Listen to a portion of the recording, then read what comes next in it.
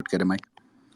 جی السلام علیکم. Thank you so مچ خان صاحب فار جوائننگ دس. سر ابھی جو یہ نیکسٹ الیکشنز آ رہے ہیں this is going to be like defining moment جو آپ بار بار اپنے ایڈریسز میں کہتے ہیں اور یہ ایک نظام کے خلاف پورا الیکشن ہوگا. تو آپ لوگوں کی پریپریشنز ہیں کہ آلموسٹ 250,000 جو رفلی جرنلسٹ کہہ رہے تھے کہ اتنا یوتھ کو یعنی ٹرین کرنا ہوگا, جیسے آپ نے 2003 الیکشنز کے بعد کہا تھا کہ وی ڈidn't ہیو دا گول کیپرز. تو اس دفعہ اتنی بڑی ٹریننگ ہماری یوتھ کے لیے آپ لوگوں کا وہ پورا پلان ریڈی ہے؟ دیکھیے ہم پہلی دفعہ یعنی ہمیں جو پہلی دفعہ الیکشن لڑنے کی سائنس پوری سمجھ کے الیکشن لڑیں گے, اور دوسرا ایک گورنمنٹ کا بھی سمجھ گئے ہیں کہ اب ہمیں گورنمنٹ میں آ کے کیا تیاریاں کرنی ہیں, کیونکہ پہلے تو ہمیں آئیڈیا ہی نہیں تھا گورنمنٹ کا کہ کیا, بالکل نئی چیز تھی ہمارے لیے, اور پھر ہمیں آئیڈیا ہی نہیں تھا کہ کس طرح کے ہر ادارے میں کس طرح کے کرائسیز ہیں, یہ ہمیں پتہ نہیں تھا. پہلی دفعہ پریزنٹیشن گورنمنٹ میں آ کے ملی. اب تو ہم جانتے ہیں سب کچھ, تو اب تو دونوں طرح تیاری کر کے آئیں گے, اور انشاءاللہ یہ جو یوتھ بلج ہے پاکستان کا, اور جو نوجوان ہیں جو سب سے زیادہ اس وقت اس حقیقی آزادی کی تحریک میں پوری طرح شامل ہے, انشاءاللہ اس باری ہم ان کو پوری طرح ٹرین کر کے الیکشن لڑیں گے. سر ایک کوشچن ہے کہ بہت سے ایسے ساتھی جو بہت عرصے سے تحریک کے ساتھ تھے, آپ کے کلوز تھے, وہ اس ساری موومنٹ کے دوران ان کا ایک دوسرا روپ بھی دیکھنے کو ملا. تو سر کوشچن یہ ہے کہ پولیٹکس اسائڈ آپ کو پرسنل کوئی اس سے درد کوئی محسوس ہوتی ہے اس چیز سے؟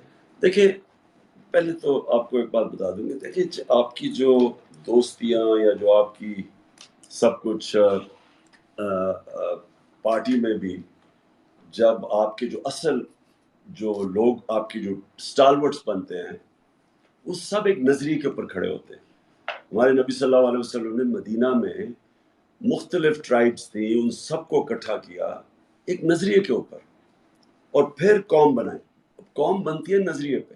اسی طرح پولیٹیکل پارٹی کا جو اصل جو ان کا ہوتا ہے نا کور جو ہوتی ہے, وہ ہمیشہ نظریاتی ہوتی ہے. پرابلم یہ ہمیں ہوا کہ کئی لوگ جو ہمارے ساتھ چلے وہ یہ سمجھ رہے تھے کہ جب ہم پاور میں آئیں گے, وہ اس لیے پارٹی میں تھے کہ جب پاور میں آئیں گے تو وہ اپنی جو بزنسز ہیں ان کو فائدہ پہنچائیں گے, اور جو اپنے انلیگل کام ہیں ان کو لیگل کروا لیں گے. وہ سمجھ رہے تھے کہ کوئی پاکستان میں یہی ہوتا ہے, آپ جب پاور میں آتے ہیں تو آپ اپنے ساری آپ ٹیکس بھی آپ کو معاف ہو جاتا ہے, آپ غلط کام بھی کریں تو وہ بچ جاتے ہیں.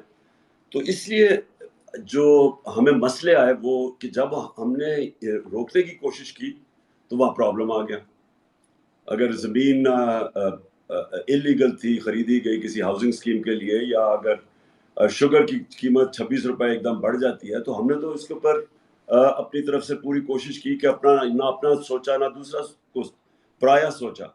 ہم نے تو ایک رول آف لا اسٹیبلش کرنے کی کوشش کی. تو اس پہ لوگوں نے اپنے آپ کو ایکسپوز کر دیا. جی جبران. جی اریبہ آپ نیکسٹ. جی السلام علیکم خان صاحب. پہلے تو آئی ایم اوور ویلمڈ کہ I have been given this opportunity and to talk to you. اچھا میرا سوال جو تھا وہ یوتھ سے ریلیٹڈ تھا, بیکاز ابھی آپ دیکھ رہے ہیں کہ کافی ہم لوگ ڈسہارٹن بھی ہو گئے ہیں, ہمیں باٹس کا نام دیا جا رہا ہے, ہمیں جنات کا نام دیا جا رہا ہے, اور پتہ نہیں کیا کیا. تو مجھے یہ پوچھنا تھا کہ آگے جا کے I mean what is your plan of action and what do you expect out of اس کہ ہم یوتھ کیا کر سکتی ہے اپنے اپنے جورسڈکشنس میں رہ کے, کہ آپ کو کس طرح سے سپورٹ کریں, اور آگے جا کے ہم اور کیا کر سکتے ہیں.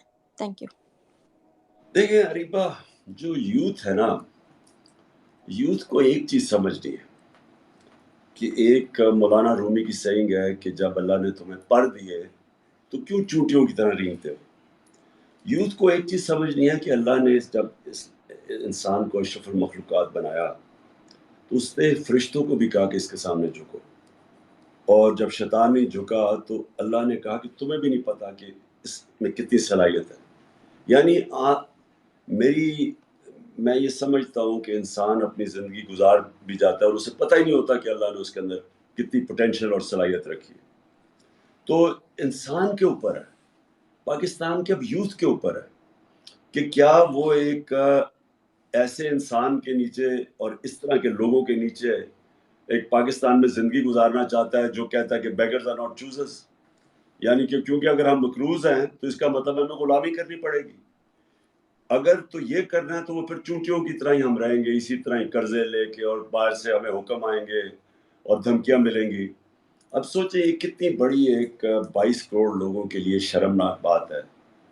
22 کروڑ لوگوں کے لیے کہ اگر باہر سے کوئی بھی طاقت آپ کو حکم دیتی ہے اور دھمکی دیتی ہے کہ اپنے پرائم منسٹر کو اگر نہیں ہٹاؤ گے تو تمہارے لیے بڑے برا وقت آئے گا، اگر ہٹا دو گے تو ہم معاف کر دیں گے. یہ 22 کروڑ لوگوں کے لیے ایک ان کی توہین ہے.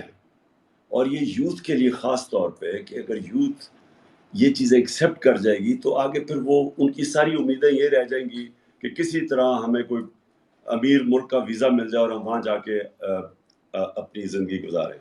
یہ پاکستان میں اللہ نے سب کچھ دیا، لیکن کوئی بھی ملک جس کی سربراہ ہو ملک کے بڑے بڑے ڈاکو اور چور، اور جن کے اوپر اربوں روپے کے، شہباز شریف اور اس کے بیٹوں کے اوپر 40 ارب روپے کے کرپشن کے کیسز ہیں ایف آئی اے میں اور نیب میں، 40 ارب روپے کے.